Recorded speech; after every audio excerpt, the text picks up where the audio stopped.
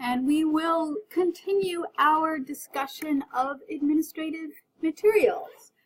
So since this area is probably new for a number of you, let's go back and review the overall concepts with regard to federal materials, and actually it'll be very useful because, as we will see, most of the same concepts apply. It just looks a little different for state materials.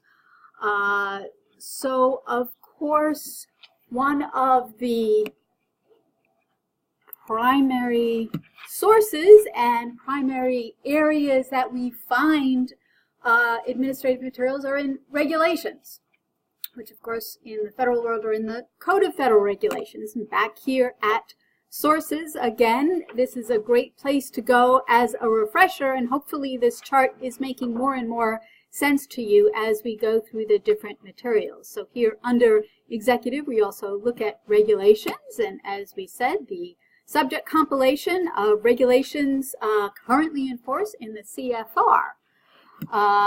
Okay, so to find these regulations, what are some of the ways that we've talked about? And again, this is a review for any primary source, for lots of primary sources anyway. Other ways of finding regulations.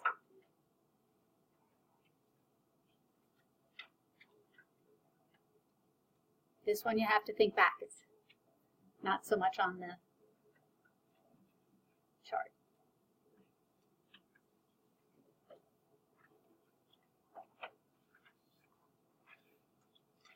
Oh, come on. If someone gives you a cite to the CFR, what's the first thing you're going to do?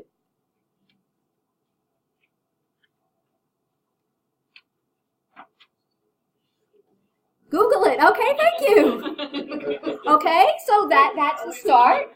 Okay, so, and Google is one way to find what major area of the course? Secondary sources. That should be like anytime I ask you, how do you find something, your first thought should be, do secondary sources work? And the answer will almost always be yes. It's not a trick. It's a reminder. Okay, so that's the start. And what do we do when we type in words in a Google search? We are doing what kind of searching? Keyword, plain word search, and you can also type words in what other resources that we spend a whole lot of time and money? Databases, Lexis, Westlaw. So keyword searching on Lexis, Westlaw, Google. That's another one of those, probably a likely answer if I'm asking you how to find something. Okay, so secondary sources. What other primary sources were we looking at that give us wonderful tools? Your best friend, hint, hint. You're almost there. Annotated code, statutes at large. Let's go back to our chart again. So statutes at large back here under legislative is where you find our public laws. It's the chronological arrangement. But as you quickly corrected yourself, well done, the annotated code in the federal world, the U.S. Code Annotated and Service are our annotated codes. In the New York world, we of course have McKinney's in the black volumes. Remember, some of you had questions regarding the McKinney's black volumes versus red volumes. We talked about that. Okay, so let's get back to regulations. Don't want to get sidetracked too far down the rabbit hole. So secondary sources, keyword searching, Google, Lexis, Westlaw. Our BFF, the annotated code. Remember, citing references or references, research and references on Lexis, whatever they call it. What's a old-fashioned source that actually can be kind of useful that's online now? That one in fairness, can be a little hazy since you all aren't used to using that as much. For regulations, for statutes, even you'll sometimes find it in a secondary source, sometimes at the end of the volume. There's your hint. Index, there we go. It's now online for some resources. So in the CFR, you can find the index as well. Now, all of these other ways of finding regulations are particularly important for regulations because regulations use really specific terminology. And that's because, again, remember that it's delegated authority. So the legislature, the Congress says, hey, agency, you figure out the detail on parts per billion of arsenic and all that stuff that I went through last time.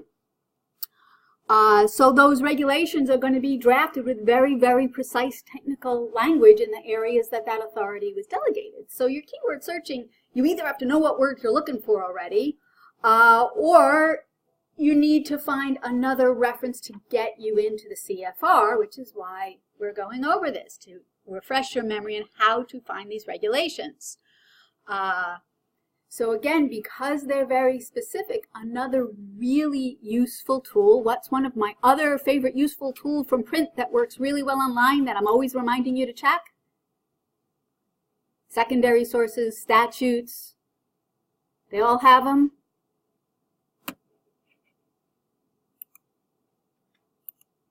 Let's go to a CFR section. If you find one section, how do you find other sections that might be relevant? Table of contents. So here we are looking at a CFR section on Lexis, just one of the references we might have found in the annotated code or in a secondary source. Some of you, if you're looking at Lexis, you'll see a little link on the side, table of contents. If you click on it, this is what you get. So you get to see the table of contents for the parts. Remember, the CFR is organized very hierarchically. So you've got a broad title. Code of Federal Regulations is the broader title. Then the title, labor, remember the numbered titles just like the statute. And then within the labor title, regulations relating to labor, subtitle B. And then within subtitle B, chapter 25, employee benefits. And what I suggest you do with statutes, but even more importantly with regulations, because a lot of times regulations are going to be spread across different titles even, is to find the highest point in that hierarchy that applies to your subject. So labor is really too broad for us, right? Labor could have to do with labor unions, labor could have to do with OSHA, all sorts of stuff that doesn't relate to our client. But employee benefits, that does kind of relate to our client. Still very broad because ours is a much narrower source, but that might be a good place to start to look at the table of contents to see what other subchapters. Now we were in subchapter B, but if we looked here, we'd notice subchapter L for group health plans might be interesting.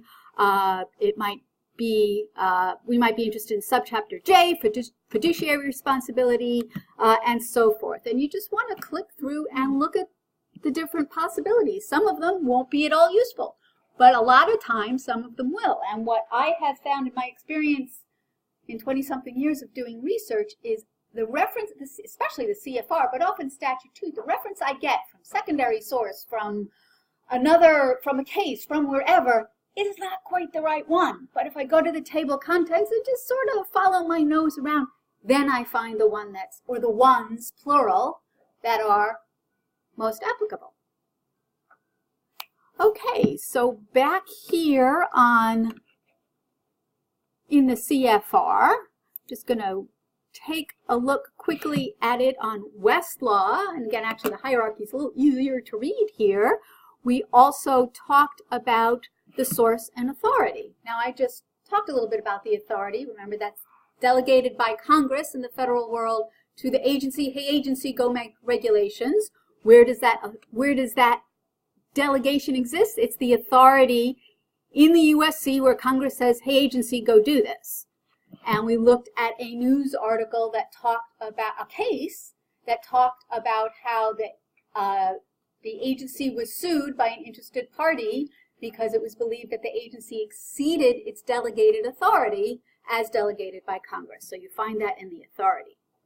The credits, also known as history, also known as source, basically tells you where in the Federal Register that regulation originally was promulgated. Remember, back in our sources, the Federal Register is the chronological publication of regulations. And on Westlaw, some of you found it a little confusing, understandably, because you didn't always find the credits or source underneath your section. And I directed a few of you to refs and annos, just a little tip on how to find that on Westlaw. On Lexis, honestly, I find it a little bit more straightforward. Let's actually go back up and go back to our section.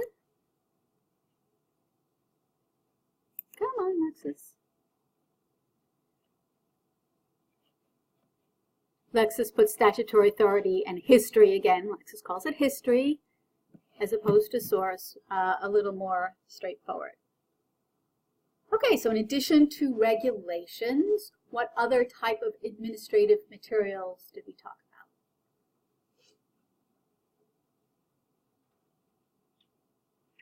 What else do agencies do, those of you who took ad law, admin law?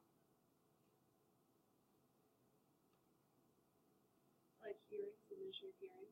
Administrative hearings. So we have what are called administrative law judges hearing those hearings. Sometimes they are a party petitioning the agency, hey, can you tell me what the deal is in my situation? Or sometimes it is a party saying, hey, no, that's not how it's supposed to be interpreted. And there's actually kind of a dispute, like almost like litigation, but it's in an agency context.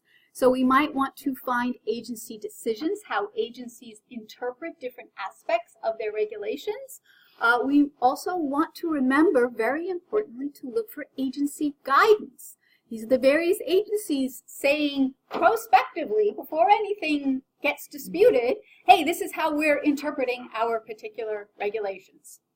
And that can be enormously useful. If you are practicing in an area that agency governs, you want to kind of know how they interpret their regulations, right? Okay.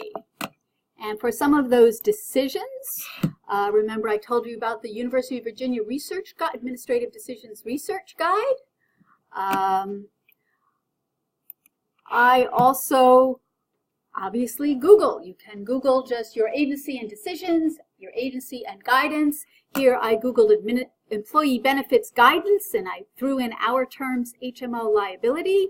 And one of the top hit we came up with was actually a secondary source we encountered way back in our first or second class when we were just Googling, and up this came.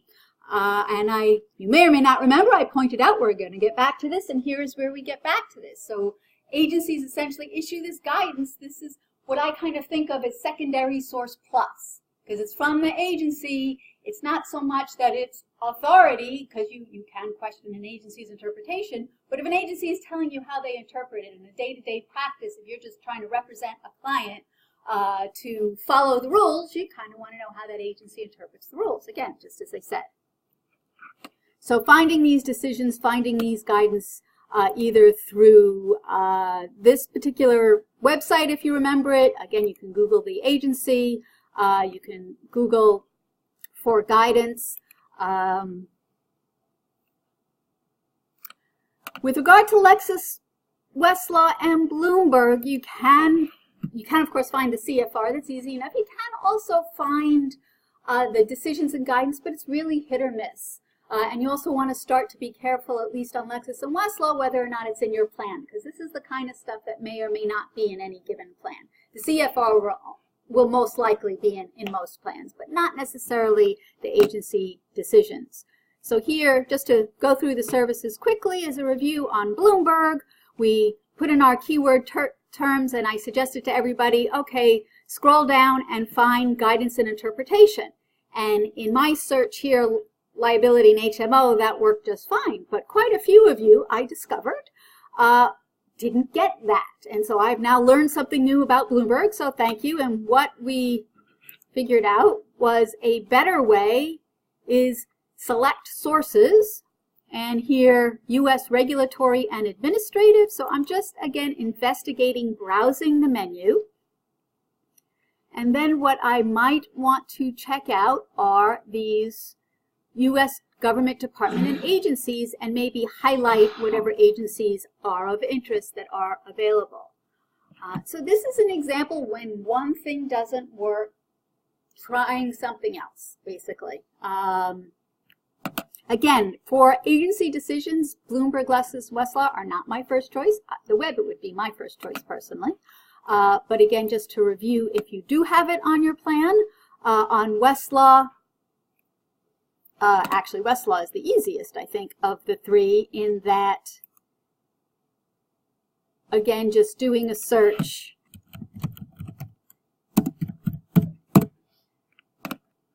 Westlaw makes it pretty straightforward in terms of material type, what you're looking at. So regulations show more administrative decisions and guidance. Pretty easy to figure out. Lexis, not so much, unfortunately. Let's see if we have a... So Lexis, if we do a quick search, which isn't always quick, Lexis, you have to remember, whoops,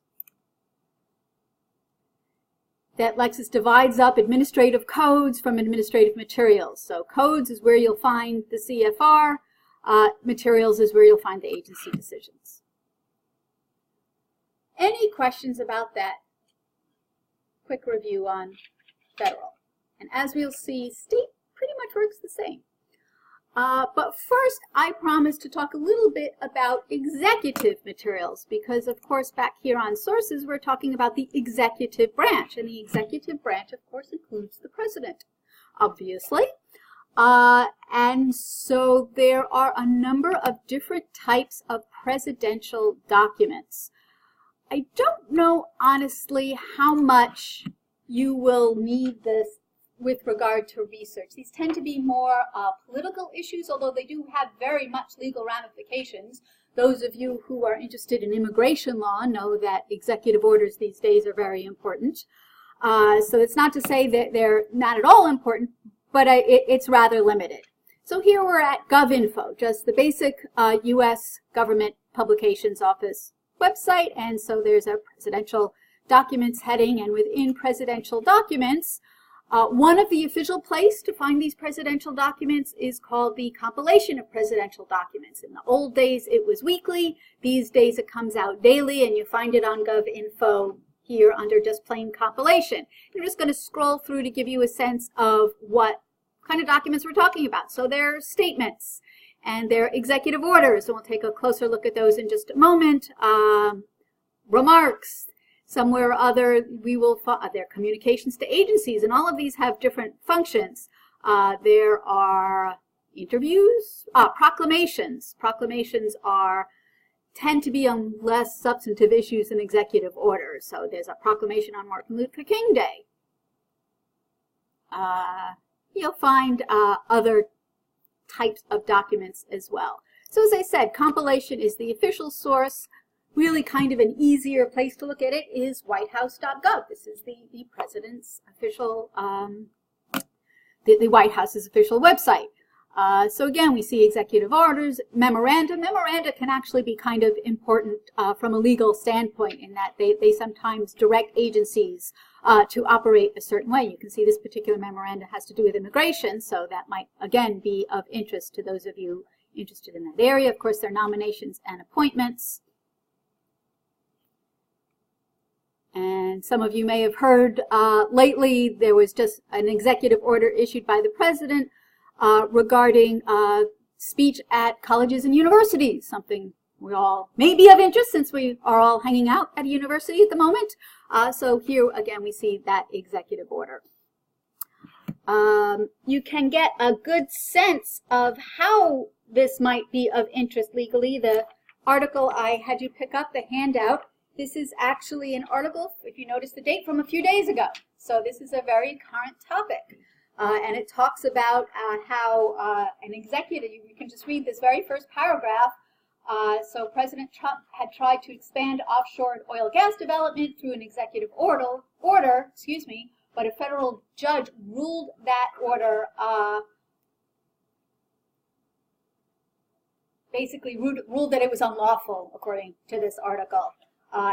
Interestingly, too, this paragraph refers to the fact that President Trump issued this order rescinding a prior order by President Obama, which hopefully leads you to the realization that if you're looking at these executive orders, you have to make sure they're still in force, right? Because presidents change, and presidents from different parties with different political views come and go, and might look back and say, hey, I didn't like what the last president did, I'm going to change it around a bit. And the way you do that, there's a really neat website, and actually my preferred place for looking at executive orders. You will find these many of these presidential documents that I am talking about, the executive orders, the proclamations, in the Federal Register. So we are looking at the federalregister.gov, and we are looking at the executive order part of that, and the 2017 executive orders, so from President Trump. And I did a little bit of poking around, and I found the executive order that was referred to in this article here is 13.7. They're ordered by number. They're assigned numbers, so I'm just looking up the number, 13.795, and what we see is implementing an America First offshore energy strategy. And one of the reasons I like this, well, two reasons I like this site better is I can click on that link and get right to reading the order. It also tells me that it revokes executive order back from December 2016. So here's what the executive order looks like. That's, again, so from the Federal Register. And here are the 2016 orders from the end of President Obama's term, and the order that got revoked by the one we were just looking at is this North Bering Sea Climate Resilience. And it's telling us it was revoked by a later one. And this, of course, is important because even apparently with executive orders, we have to update, and update. So if we're looking at executive order, this is a great site to go to see, is this still in force? Because it will let us know if it has been revoked. All of another official place for at least the executive orders and proclamations also appear in the CFR. Title 3 is the President title. So you'll find these executive orders in Title 3 of the CFR as well, for those of you who would like to know the official source of things. But as I said, this Federal Register site I find to be the best place to go because it gives me a lot of the information, most of the information I need in one spot. Downside is it doesn't go back to the very beginning. You'd have to go to the CFR Title 3 to look at very old executive orders. Any questions about executive documents? Again, not something I think you'll run into very frequently unless you are practicing in very specialized areas that get addressed. Environment, typically, immigration these days, of course. It will be interesting to see what happens with that executive order on colleges and universities. I've read some commentary that someone may sue that is exceeded, whether or not the president has the authority to issue that executive order. That may wind up being the subject of a lawsuit. We'll see. Okay, that's the case. Let's move on to state administrative materials. And yes, once again, we're going back to the sources handout we've reviewed the federal, and as mentioned, state pretty much works the same way. And in fact, a lot of the names are pretty similar. So we have the chronological publication where state agencies first issue and publish their regulations is called the New York State Register. So in the federal world we have the Federal Register, and in New York we have the New York State Register. It's nice when things work out logically for a change. Can't always count on that. The New York Code of Regulations unfortunately isn't quite so logical, and as I mentioned, it does confuse people occasionally. So again, the subject compilation of regulations and executive action that are currently in force are the official name, and I'm only going to say this once. Nobody expects anybody to remember. It is the official compilation of the codes, rules, and regulations of the state of New York. Otherwise known, as everybody refers to it, as the NYCRR. Problem with that is that people who don't know better, and I've encountered a few attorneys who don't know better, NYC sounds like New York City. We all kind of abbreviate NYC. New York City is NYC, so don't get confused when you see NYCRR. It's not the New York City rules and regulations, which would be a very logical but very incorrect guess. It is the New York State regulations, and it's just NYC because it's the New York Code rules regulations. Okay, so we know where to find these state regulations. Let's just make sure, yeah, that's where we want to be.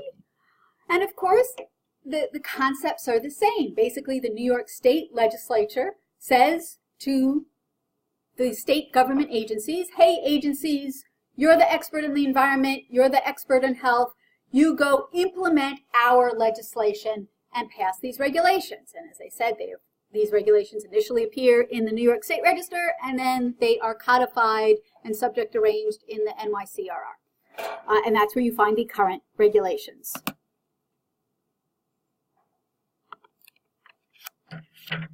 So actually, before we take a look at the government agencies, let's take a look at the NYCRR.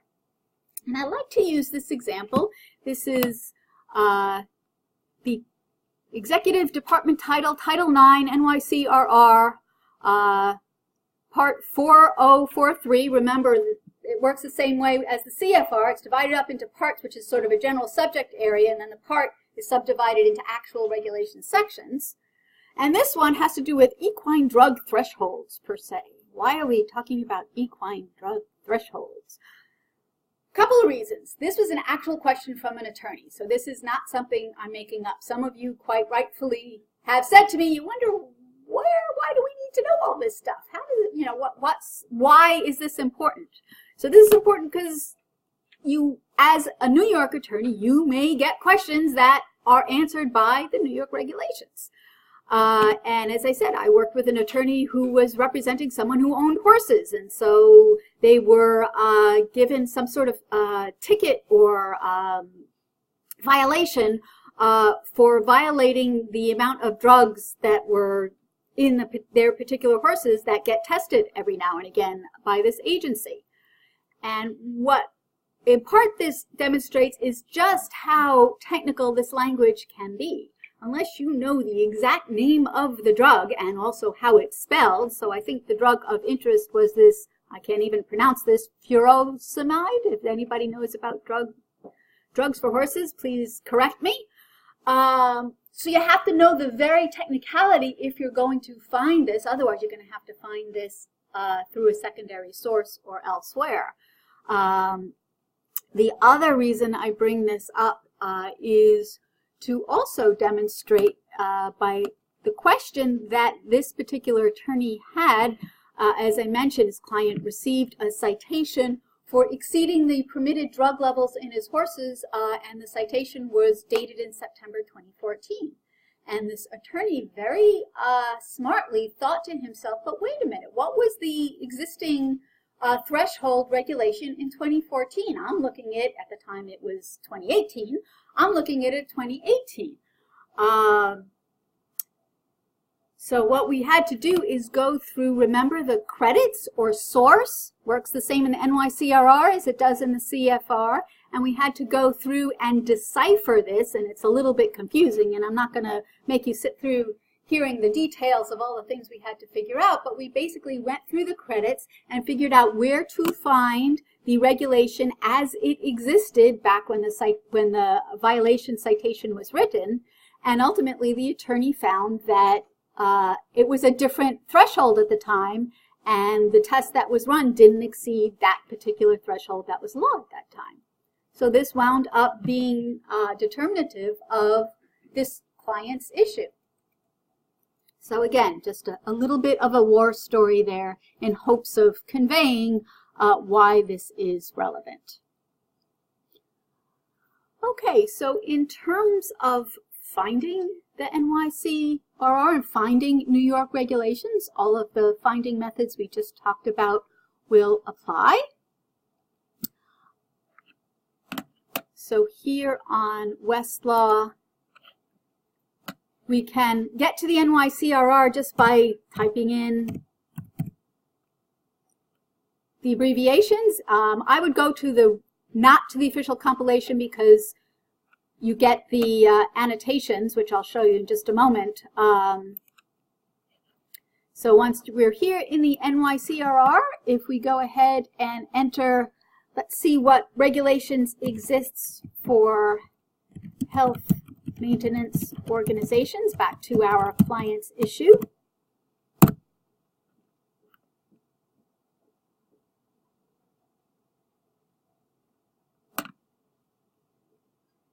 And again, when you're doing a keyword search, especially in a resource like regulations, like a Code of NYCRR that's very highly technical and is very specific terminology, it's good to scroll through and just see what your results are and look at the hierarchy. Again, very important to make sure, because you're doing a keyword search, you could wind up in a totally different, irrelevant title that uses your keyword. So this first one, insurance, that could be relevant, but then it talks about the Healthy New York Program and Direct Payment Stop Loss Relief Program. Our client isn't involved in that program. And scrolling through, again, just going through and making that, doing that analysis, we see Department of Health. Again, that sounds like that could be relevant. Administrative rules and regulations, that's pretty generic. And then subchapter R turns out to be all about health maintenance organizations. So that's telling me that could be worth looking at. And again, using the same strategies we've been talking about, I'm going to make sure to check the table of contents for other sections around the one I found, because I know I'm in a relevant subject area. And as I mentioned, I want to go to the not official compilation for the NYCRR because I want to be able to use some of the annotated features provided to me by Lexis and Westlaw. So we don't really have any notes of decisions here, which is fairly frequent for New York regulations, but we can take a look at citing references to find administrative decisions on this particular section. And I should actually have mentioned along a similar line, so I'm not getting too far off topic here, back in the CFR, so both on Lexis and Westlaw we have what's essentially an annotated CFR. There's no annotated CFR in print. So this is the only place you will be able to look for those annotated features. So this is where I might find case notes. I can also shepherdize. So I've been talking a lot about cases that have found different regulations to be invalid because the agency exceeded the authority. The place you'd find that is either by using Shepard's or Keysight on Lexis or Westlaw, or reading about it in the newspaper, of course. And we've looked at those services quite a lot, so it should start to sound hopefully familiar and maybe even a little bit repetitive. Let's see if I can get to the CFR. So again, the CFR on Westlaw, might find some notes of decisions, might find some citing references to point us to cases and administrative decisions, and we might also see some citing references or history with regard to Keysight in these tabs, if there were a case that affected the validity of our regulation. And you just have to go through those tabs as you would have to look through Shepard's on Lexis to determine that. Okay. So again, I'm jumping between federal and state because again, the concepts are pretty much the same, just the names are slightly different. Any questions? Just want to review briefly on Lexis. Getting to, again, you could type in the NYCRR if you wanted to do a keyword search. I've limited our search to New York. And Lexis is a little confusing, which is why I wanted to review it. So again, I've already limited to New York. So remember, Lexis divides up administrative materials, administrative codes, and regulations. And what I find confuses me sometimes is I forget that if I want to look at the NYCRR or the other code of regulations, I need to tell Lexis take another step and tell Lexis, go to administrative codes because I don't want to see the New York State Register. I just want to see what's in the NYCRR. Because again, the code is where you'll find the regulations as are currently in force. And then the same analysis applies in terms of finding what's relevant. Questions? Okay, so again, state codes, pretty much same idea. One difference, because state codes deal with more day-to-day, the state regulations deal with more day-to-day type of issues, is that there are specialized codes for the state, and I don't know how other states work for this, but I do know for New York, by specialized codes, I mean a fire code or a building code or sometimes a zoning code. That could be even more localized, and we'll talk about municipal in just a moment. But you can see here, fire code, energy conservation code, building code, fuel gas code. These are all codes that are adopted by the state of New York. Current adoption and New York, you can see there's the current adoption here. So what would happen if you went to the NYCRR looking for the building code, you'd eventually say, get a reference that says see building code. And this is where you would have to go. And you can view it for free, but if you were to buy it, you'd get extra special, basically search capabilities. And probably other special premium features as well. Okay, so those are the specialty codes you need to know about New York. I suspect other states may do the same thing for fire codes and building codes in that kind of very specialized area. You'd have to find out in your state. So those are regulations. We already kind of looked at administrative decisions for Lexis, Westlaw, and Bloomberg. The strategy I suggested to you for federal, in other words, I would go to the agencies and Google first before I go to Lexis, Westlaw, and Bloomberg, I think actually also works for the state, and that's where this website comes in. So this is just newyork.gov/agencies. It's the government portion of the New York website. And we can see all the agencies here, and you can get to a particular agency website. You could also Google it, which is probably how I would do it rather than going to this site, honestly, but just to see how that works. So if we were interested in the Department of Health for our client, that would bring us here. I might then try to see if there is a search function and look for decisions that way. Remember our site search that I showed you way back in the beginning, SITE : before the web address. And then after the web address, whatever term I want to search. Not even sure what I'll find here, but there we go. There are the areas in the health.ny.gov site that mention the word decisions. So that's another way. You might try opinions, might get more specific and try liability, HMO, health maintenance organization. Obviously, you can use whatever search terms you think might make sense.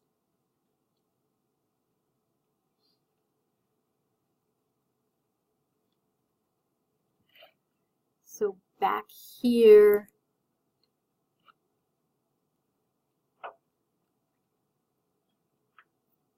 another thing to know about agency, especially state agencies, well, I shouldn't say especially, it works for, it's applicable to federal agencies as well, is somewhere in the site, and again, I'd probably do a site search.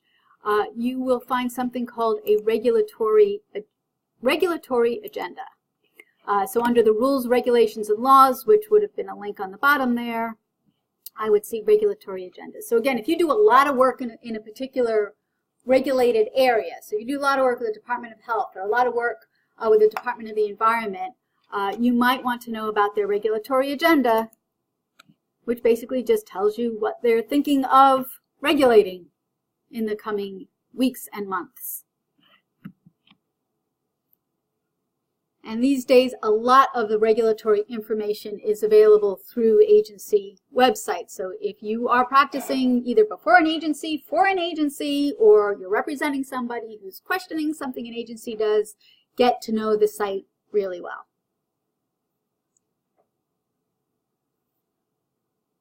Okay. Again, following the parallel of state and federal executive and regulatory materials, the state governors, or at least the New York State governor, does issue executive orders. Again, you would find that on the governor's website, easily found, New York State governor executive orders on Google, and that would pull up the governor's website. Not something, I have to say, I've encountered as someone needing to find or cite to, but I am sure that there are instances where that is the case.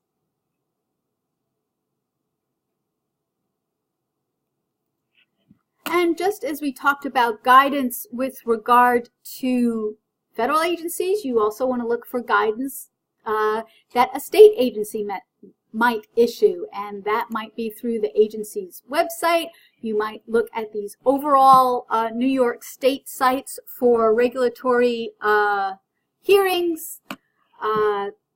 This is something, depending on your issue,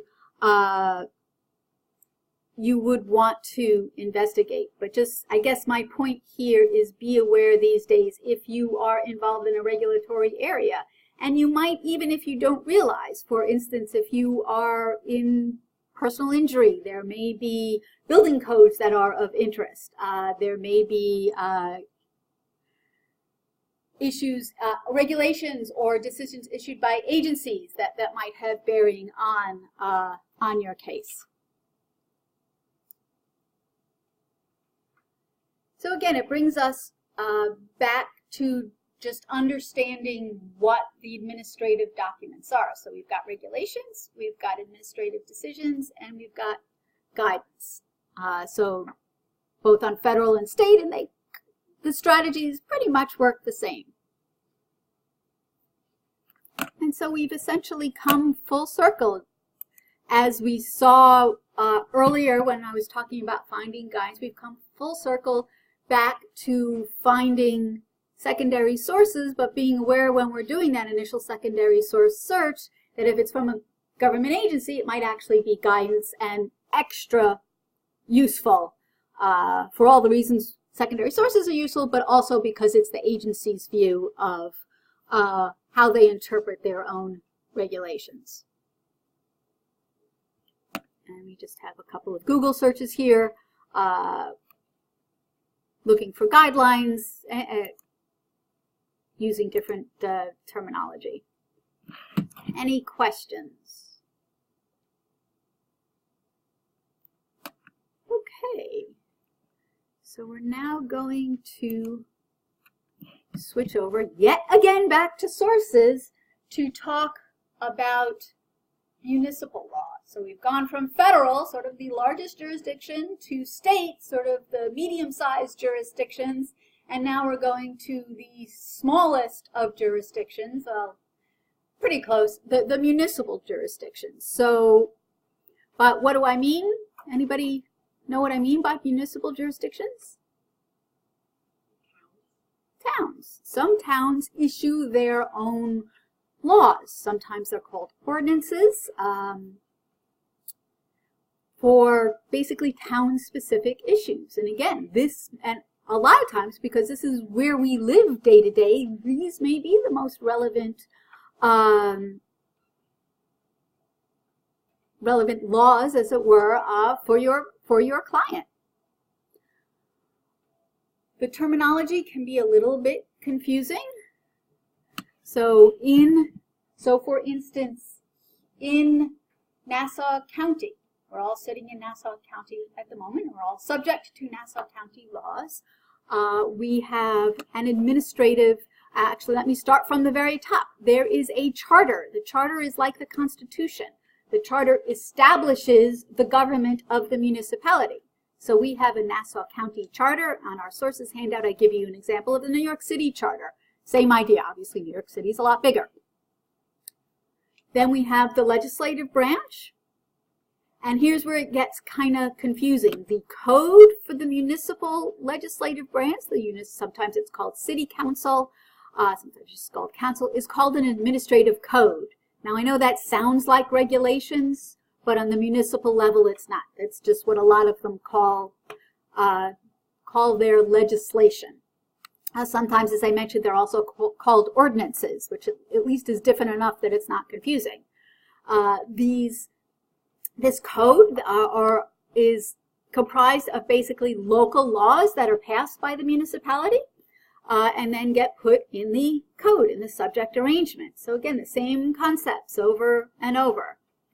And then finally, there are sometimes administrative agencies for municipalities, but that's really only for the largest of municipalities that issue regulations. Some may have agencies and not issue regulations. New York City is an example that actually has New York City agency rules, which is actually good to know about because you want to make sure you're keeping track of whether you're looking at New York City agency rules or New York State agency rules, because obviously New York City agency rules don't apply to us in Nassau County. New York State agency rules, of course, do. So again, there's that bibliographic awareness necessity. When you're looking at a rule, make sure you know what jurisdiction it's from. And if it's NYC, make sure that's not NYCRR, or make sure it is NYCRR if you're New York State. If it's NYC, meaning New York City, and your issue isn't from New York City, it doesn't apply to you. Okay. The other thing here in New York, our municipalities are really complex. You'll have to talk to Professor Lane to get an explanation. So for instance, as I mentioned, we're in Nassau County. We are in the town of Hempstead within Nassau County. We are also in the village of Hempstead, which is in the town of Hempstead, which is in Nassau County. I've mentioned before, I live in Long Beach. Long Beach is in Nassau County, but it's a city. So I'm not part of the town of Hempstead. So the town of Hempstead ordinances don't apply to those of us in Long Beach, but it applies to me once I cross over the city line and I get back into the town of Hempstead. Are you confused? I'm pretty close.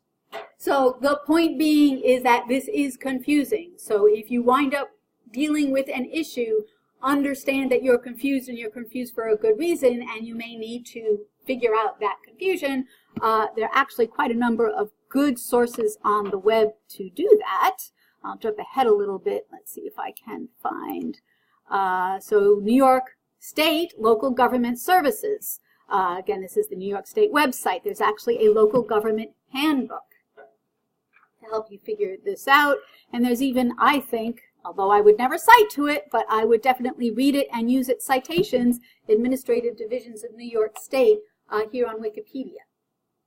This is actually, for me, as a not close to, I'm not an expert on this field, I'm not even that knowledgeable in terms of the localities of New York, this is where I would at least start if I had to work out an issue. Okay, so let's take a quick look at what some of these municipal codes look like. So here, and essentially to find a municipal code, if you need to know the municipal code of the town of Hempstead or Long Beach, I don't know that there is one for the village of Hempstead. Not all really small municipalities are incorporated, I think is the right word, don't quote me on that, but not all have their own codes. So it may be in the village of Hempstead, really, they just look to the town of Hempstead. So here in the town of Hempstead, they've made this website more confusing than it used to be, sadly. So I figured out you need to go to the sitemap, or yes, you can just Google Town of Hempstead Municipal Code. That would probably be the easier way to go. And I happen to know that it's under Town Board, but let's just take a quick look so you can see, for instance, what might be addressed by a municipal code. So we have cemeteries and the Housing Authority, senior enrichment, more town resources. There's citizen services. So highways, sanitation, the things you'd expect a local government to, traffic control. Veterans, some have veteran services. Water department, not surprisingly. Recreation, parks, conservation. So those are some of the issues that we will see in the town code. And again, much easier just to Google. And then the other thing you want to know about a lot of municipal codes is that they are published by these outside publishers. They're not published by the actual town. So you'll see references to these funny sounding companies, E-Code or Municode. Basically, a lot of them give you free access to their code. And so here we see what hopefully kind of looks familiar, a code with different, okay, let's just get rid of that. So code with different subject areas, a little bit different than what we've been looking at. So if we were interested, we could search the chapters, or we could enter our search term. So subject, I know you all love, parking. And so here are the ordinances in the town of Hempstead with regard to parking. Okay, so that is the town of Hempstead. As I mentioned, we are also in Nassau County. Nassau County has its own ordinances, and you would find them in the government heading, underneath the government heading, under laws, regulations, and codes. And so you see the Nassau County Charter. Again, the charter is like the Constitution. It establishes the structure of the government of Nassau County. And then the administrative code, as I mentioned, is like the statutes.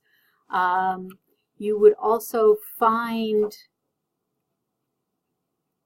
here another possible area, the county legislature, that basically legislates and passes the laws that wind up in the code, and here is where you would find a listing of the local laws.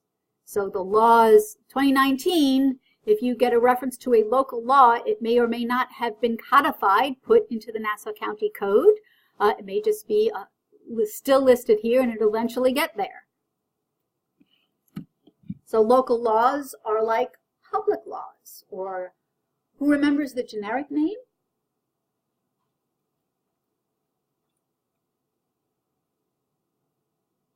Generic name for public law. Also on the sources handout. 3/4 of the answers to this course is on this handout. Yeah. Way to go. Thank you. Session laws, generic name. Remember McKinney's session laws, the red books, where you find the chapters organized chronologically. Session laws is, again, the generic name for public law. Session law would be the generic name for the municipal, for the local laws. Again, or laws as passed by the legislature organized chronologically. So you can see here 2019, 2018, and then it's just local law 1 through whatever they got through the end of the year. Look like they got through 19 of them in 2018. Okay, so this is municipal law. Again, even though very much on the smaller size, may actually be one of the more relevant areas for any particular client, depending on their issue. As I mentioned, there are a few of these publishers that publish a whole bunch of different jurisdictions. If you have a particular jurisdiction, again, I think the best way to start is to Google them. So Town of Hempstead Municipal Code, or just ordinances, or just code, or Nassau County Code, or Suffolk County Code, or whatever jurisdiction you're interested in. There is, however, you can go to these publishers' websites, and I'm going to go to our course homepage. Why is it making me log in again? So under our administrative module,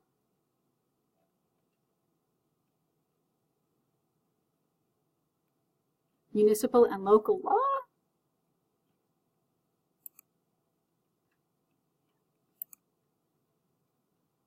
this is bringing us basically to the Law Library website where we list these different sites. So Municode is one.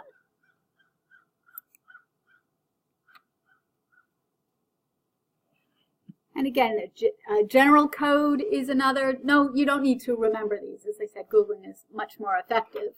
But if for whatever reason you were interested in seeing a list of them, that's one way to get there. And I will suggest yet again, if you are involved in local issues, or really if you're just practicing in the state, good idea to get in the habit of reading a state or local newspaper. Obviously, it doesn't have to be however you get your alerts or whatever. I would recommend not relying just on friends' Facebook feeds, but really looking at it an outside source, however you get it, through whatever feed or email or alert that works for you. Any questions? So expression today is coming full circle. So we saw how administrative materials led us back to secondary sources. Now we are going to look at practice materials, which are in fact secondary sources, but they're a particular type.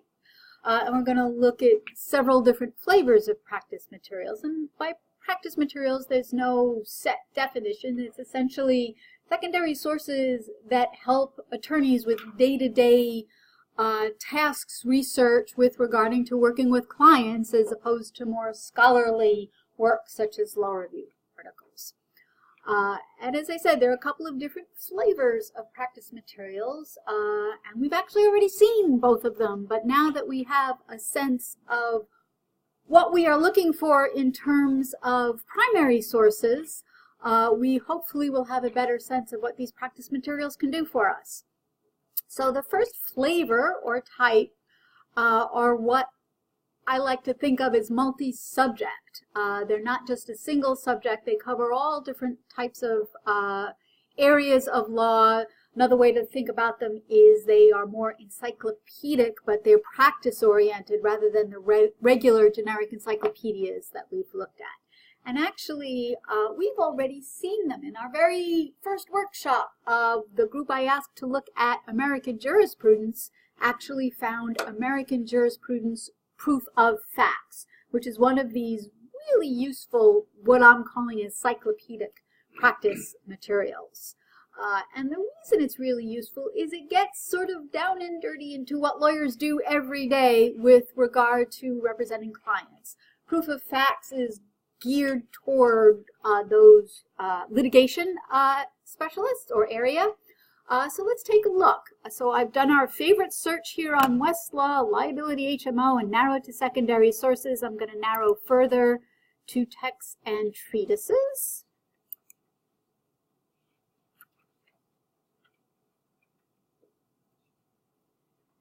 And here we see our very second entry. And again, one of the groups actually found this, liability of health maintenance organizations. And it gave a great introduction about the issues, and it introduced us to preemption and all of those important basic areas. So that's not to say that you shouldn't start here, quite the contrary. As I've been saying all along, if you find a useful source, go for it, use it, if it helps explain or helps you understand at whatever stage. But as we saw way back when in January, so it introduced us to ERISA and theories, gives us theories of liability. So it's again getting us further down the road in terms of helping us craft how we might put together a case for our clients. So maybe we have a theory of direct or vicarious, breach of fiduciary duty. I think this might be where we first got introduced to that idea. It will give us a sense of damages, and it's giving us one of those checklists. So these are one of those practice resources that can be really useful for you if you have a checklist of what you need to do in order to determine damages.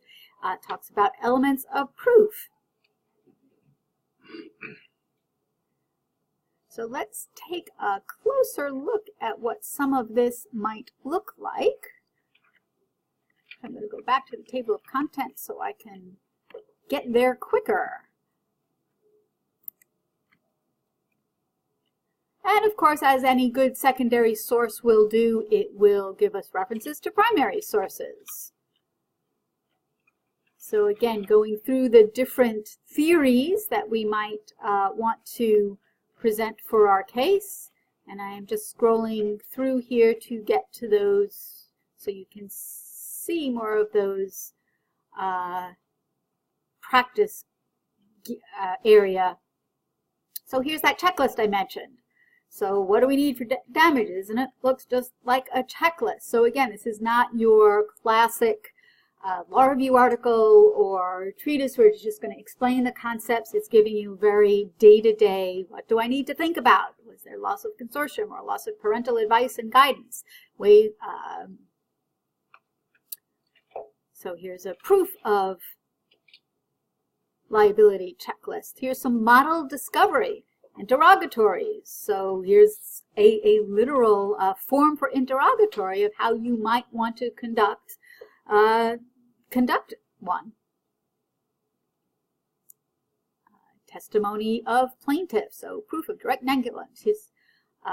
So how you might want to conduct the actual testimony. So very granular, very specific aspects of practice in this, geared toward this area, liability of health maintenance organizations.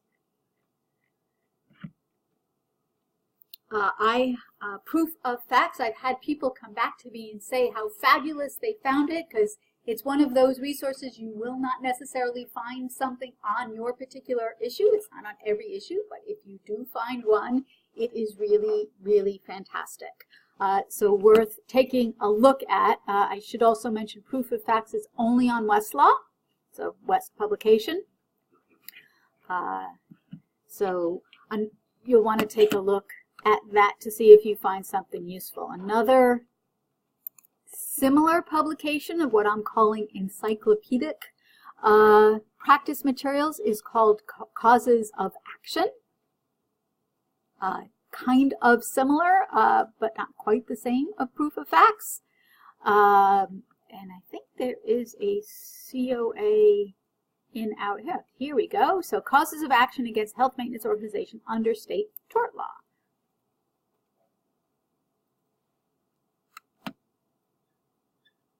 This will be, so again, we see, again, it's very similar, elements of liability. We actually have a sample complaint.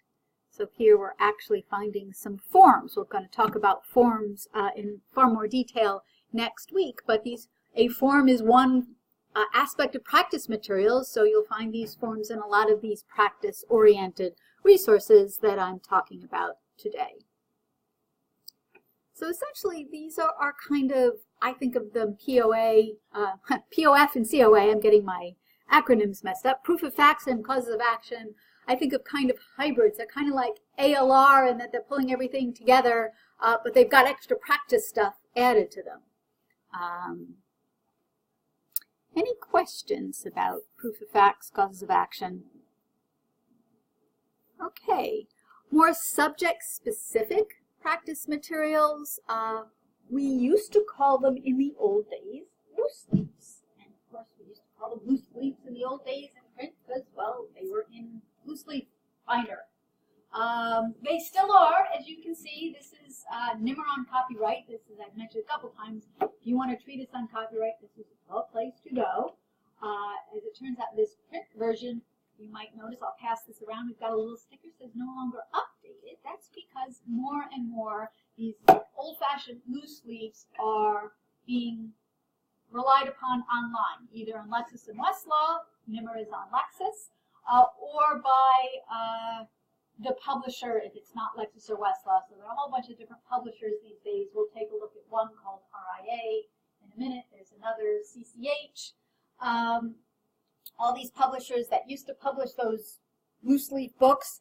And the reason they were so popular for practitioners is because they're loose leaf, they were updated very frequently. So they'd send the pages to the libraries, we would open them up, and we would file all the pages. There'd be people hired to do that because it's actually fairly complex.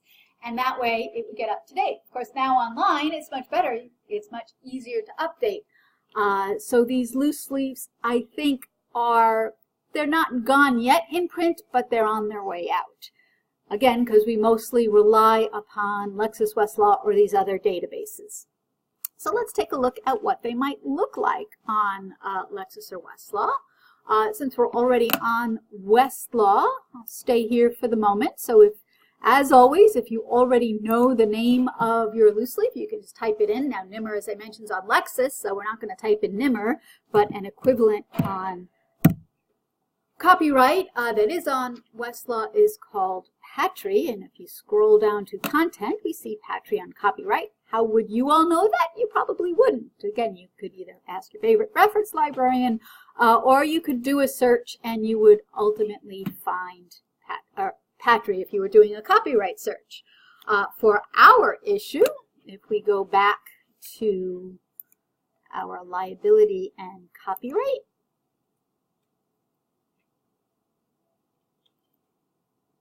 and just going back to our results, and again, I'm staying limited to texts and treatises, and if we were to continue our review, alrighty, I'm not finding it where I thought. So,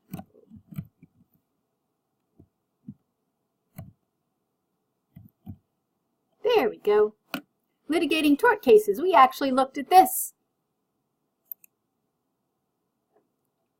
in one of our first couple of classes, and we found this is a promising secondary source. Help explain, give us references, all the good stuff we've talked about secondary source. We didn't talk about its other features, and that is its practice-oriented features, which we will now take a look at. And again, the best way to discover that is by looking at the table of contents.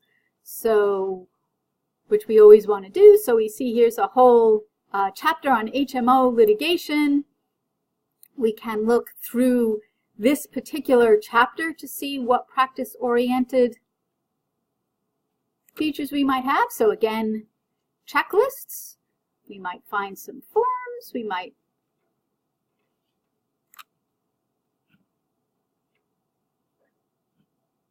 and again, we can go up to the full table of contents.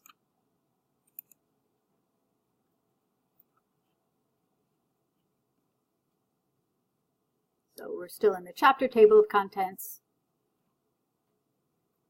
to see how the treatise is organized. So this is organized by section number. We're kind of used to that. Again, some treatises are going to have their practice features within each chapter. Some are going to put them in its own chapter. So that's why I like to go to the table of contents to see exactly what that particular treatise has to offer.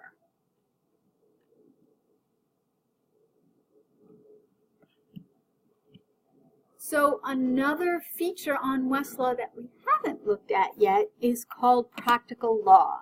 And practical law, you might have noticed there's a little drop-down menu up here. Westlaw has a lot of different features up here. You've probably gone to Twen for some of your other courses.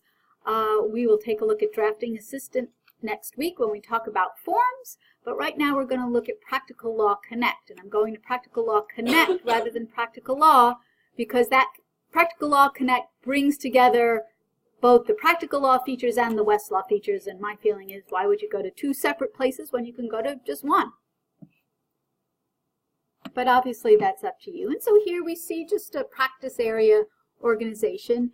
And this Practical Law Connect, and we'll look at something called Practice Advisor on Lexis in just a couple of minutes, is kind of, I think, as the evolution of loose leaf. So we still find those loose leaf titles on Lexis and Westlaw, as we've seen. I think what Lexis and Westlaw are trying to do with these practical-oriented features online is to move beyond what was the print world and offer sort of a one-stop shopping, practice-oriented shopping. So you can search Practical Law Connect just like we would Westlaw, but this is an example where it's probably useful to try a little bit of both. So I might guess that our client issue might fall under employee benefits. There's also labor and employment. That's another topic I might look at. And as you can see, this is looks a whole lot different than what we're used to on Westlaw. We have daily updates. We have a further breakdown of topics. So again, I might try ERISA litigation.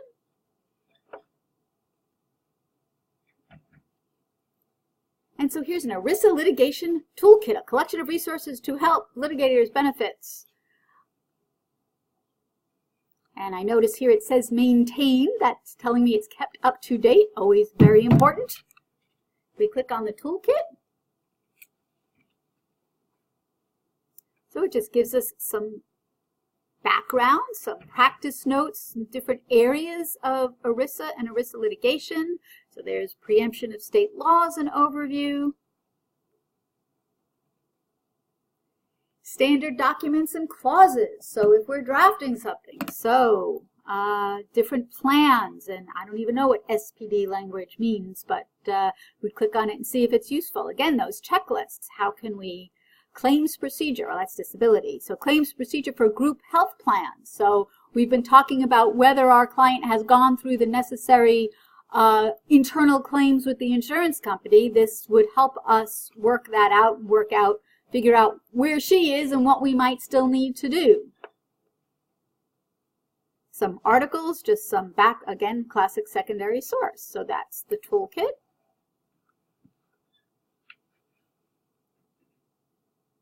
And then we see just some quick links to secondary sources here.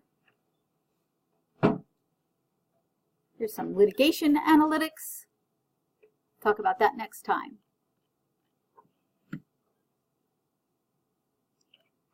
So I don't know that I would come here first when I don't know anything about my issue. For instance, we wouldn't have known that we cared about preemption if we came here first. Don't know that we'd known about ERISA if we came here. So we wouldn't have even been able to get here. So this probably wouldn't be the first place I would go unless I have a little bit of background. Again, that background could have been from just an encyclopedia or proof of facts or something like that. And then this might be where I would go when I start to need to plan out a strategy.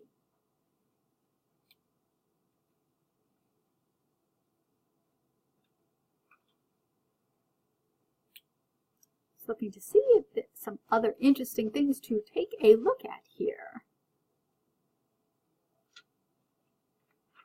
Benefit claims and appeals.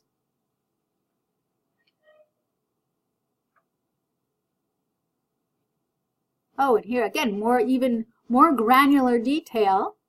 So it pays to just investigate on, again, those claims and external review.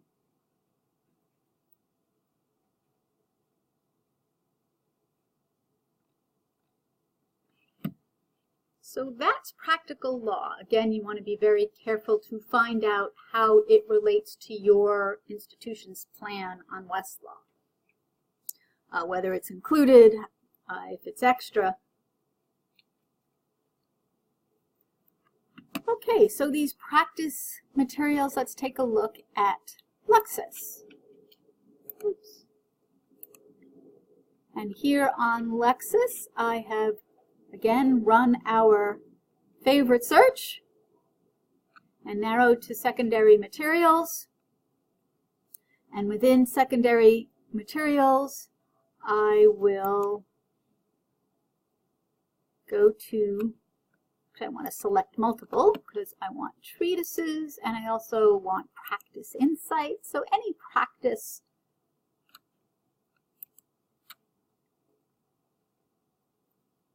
So as I already mentioned, NIMR, just gone around,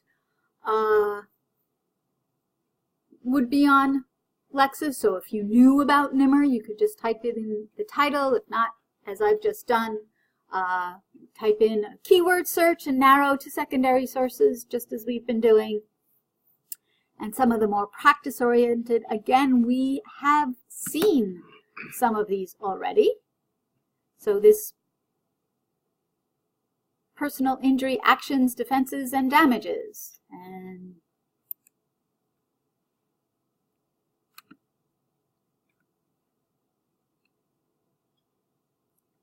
again, we would want to look at the table of contents to see what's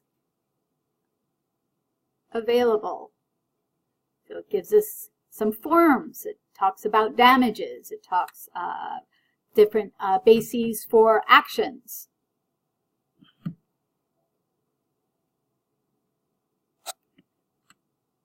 And gives us the basic any good secondary source would do. It actually, for a single section, it goes into a fair amount of depth, so get lots of good references, etc.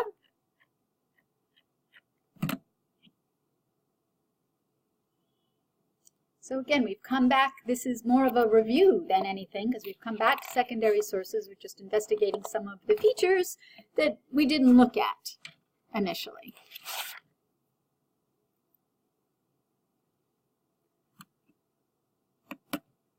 As I mentioned, actually I'm going to mention a couple things. So on Lexis has a lot of these, what were formerly loose leaves in print. I've got a lot of the New York-based titles. This one I will highlight for you. If you wind up practicing in New York and you are a litigator, you will want to know about Weinstein, Korn, and Miller. I've probably mentioned this before. That's how attorneys refer to it. It's actually, the real title is New York Civil Practice. Attorneys refer to it as Weinstein, Korn, and Miller because they were the authors. And that is something that is available on Lexis. I don't know if any of you are, this one we do keep up to date in print. I don't know if any of you are interested in looking at this. Should I pass it around? Not overwhelming enthusiasm there. That's okay. Don't blame you. Let's take a look at Practice Advisor, though. Practice Advisor is, I think, the equivalent of Practical Law. If you ask Lexis or Westlaw, they would disagree with me entirely, but that's their prerogative. Practice Advisor is another one that you go to this special little grid up here. We went up here when we looked at the Verdict and Settlement Analyzer. We are now going down here to Practice Advisor. Should also mention, we'll take a quick look at it, but Lexis has a really useful, and this is actually how I learned about Practice Advisor, on the Lexis Law School homepage. We took a look at this when we looked at Shepard's and Keysight, and we looked at Lexis Learn, and there were those little modules. Remember, we watched that funky little video with the guy with the drugs, and we walked through the example. If you go to Preview Modules, there's a great one for Lexis Practice Advisor that comes under Drafting Documents for Transactional Practice. So I recommend that. It's all of 6 minutes. But we'll take a quick look here. And again, it looks kind of the same, which is why I still would say it's pretty equivalent to Practical Law and Westlaw. We've got the different practice areas. It's divided up by jurisdiction. You can search. Just to keep it simple, I'll narrow us down to New York. And let's see, in New York, let's go to, for something a little different, go to real estate. And so there are these practice notes. Again, it'll give us some background. But if I've never drafted a residential lease agreement, which I definitely have not,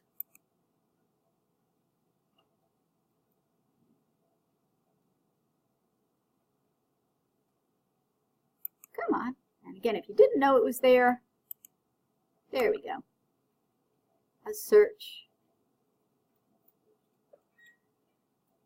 So it just gives us tips. How do you prepare a lease, and how do you prepare for the negotiation? What happens if it's a lease renewal, and just the different aspects of leases. Any of you are renting where you live, these are aspects you might recognize that might be addressed. You can see here, so we're looking at practice notes. There are forms, clauses, and checklists. So again, those practice features, a checklist, a form, as well as secondary materials and references to statutes that might be useful to help explain it all.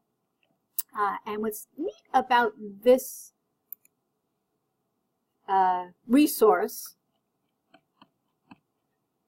it also has specific clauses. So as you, for those of you who wind up in transactional practice, you'll be finding you're drafting a particular agreement and you'll get to know what the different clauses are, and you may need different language, or maybe you don't have no clue what the clause is and you have to draft one. So these are just across the map in terms of areas, topic areas. Lots of mortgage clauses here, but here's, so let's just see what one looks like on mortgage clause.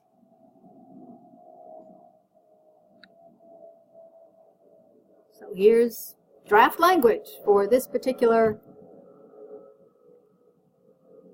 superior lien payment for a mortgage in New York.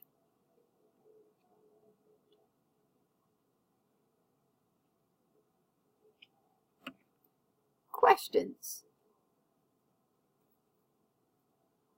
And as I mentioned, there are also specialized databases in addition to Lexis Westlaw and Bloomberg.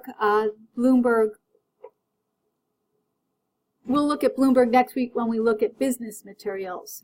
But Bloomberg also has some of these drafting features as well. But now I'm going to go to the Law Library homepage, and I'm going to look at one of those specialized databases called RIA Checkpoint. And the reason we're going to RIA Checkpoint is essentially a tax database. I don't know that any of you have interest in practicing in the tax area, though you may find yourself with tax questions because they do tend to permeate just about most areas of practice. So I'm going here, as you can see, I need to authenticate. I'm going here just to show you what one specialized database might look like. As I said, I don't anticipate you're needing RIA specifically. One reason organizations, firms, companies might subscribe to these databases is if they are practicing in that area, they tend to be flat rate. So if you do find yourself with a tax question, you would be much better served to go to something like RIA than to fight your way through Lexis or Westlaw. Lexis or Westlaw have very specialized tax areas because tax is so specific. But again, these databases are designed for the area as well as being flat rate. So here's what this particular one looks like. They're all going to look very different. You will be entering a world where you're going to have to know how to investigate different databases. And as I mentioned before, one way is to check the help to see what the search terms are. My favorite way of investing in a new database is just playing with it. Now you have to be careful for cost considerations, but if your organization's already subscribing to this, it's flat rate, so you don't have to worry about that. So you might try to put in either a issue that you're working on or one that you know a little bit about so you know what you might want to find. So I'm going to search for health insurance. And on RIA, yes, health insurance. And on RIA, it wants you to choose what type of materials. So I'm not going to search primary materials for the moment. Let's see what it has to offer with regard to editorial materials.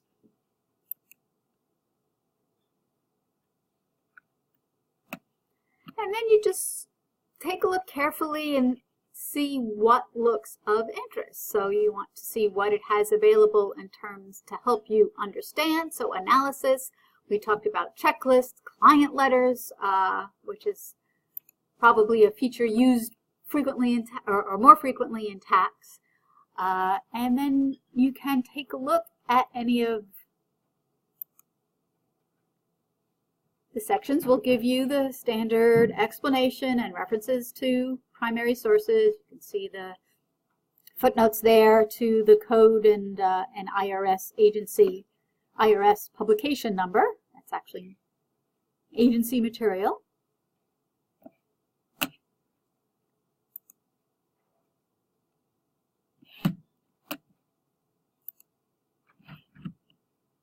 is no great science to investigating a new database, but something that you will, I would guess, wind up doing somewhat across your career.